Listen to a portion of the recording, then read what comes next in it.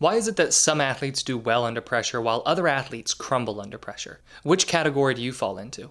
Are you an athlete that performs your best under pressure, or do you tend to get overly anxious, afraid, and you underperform when you are under pressure? What I want to do is go over the psychology behind these clutch performances and really dive into why some athletes thrive under pressure.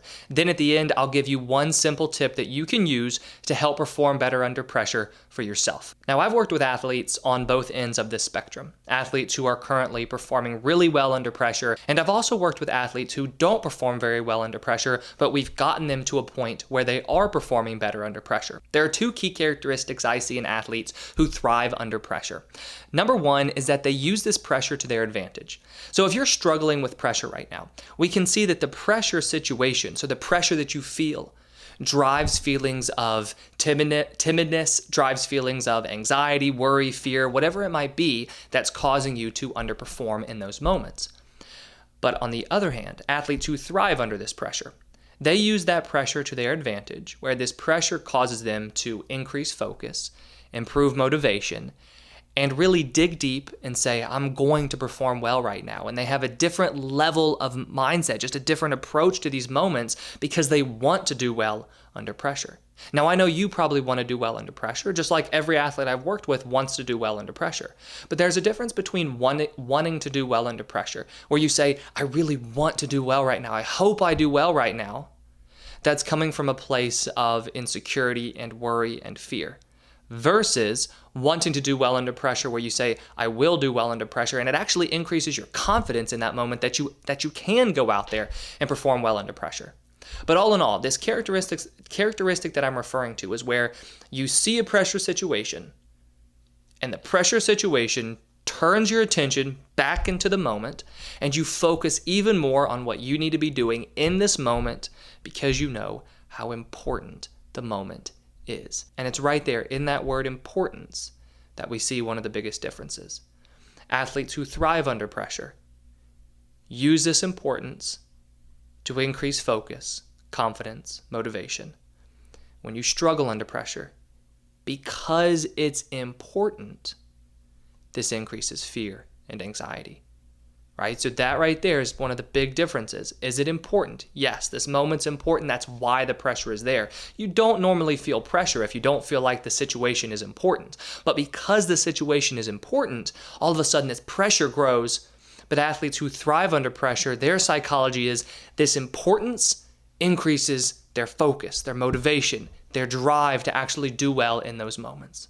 So that's characteristic number one. Pressure is used to their advantage because they know it's important, so they give more attention to what they're doing. And that brings us in to number two. Characteristic number two is that athletes who thrive under pressure, their psychology is that they focus on the simple things. They don't try to overcomplicate it, and they don't feel like they need to do anything new or different just to perform well in this moment. Yes, they might be more focused. Yes, they might be more motivated. Yes, they might want to perform better, but they don't try to change anything, and they don't feel like they need to change anything because the skill that you need to do, or whatever you're doing in that moment, is the same whether it's a pressure situation or whether it's not a pressure situation.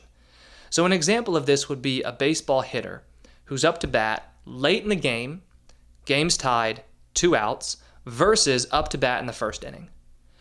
The at-bat is the same skill, right? It's still facing a pitcher, trying to find yourself a good pitch and trying to put a good swing on the ball. It's the same thing.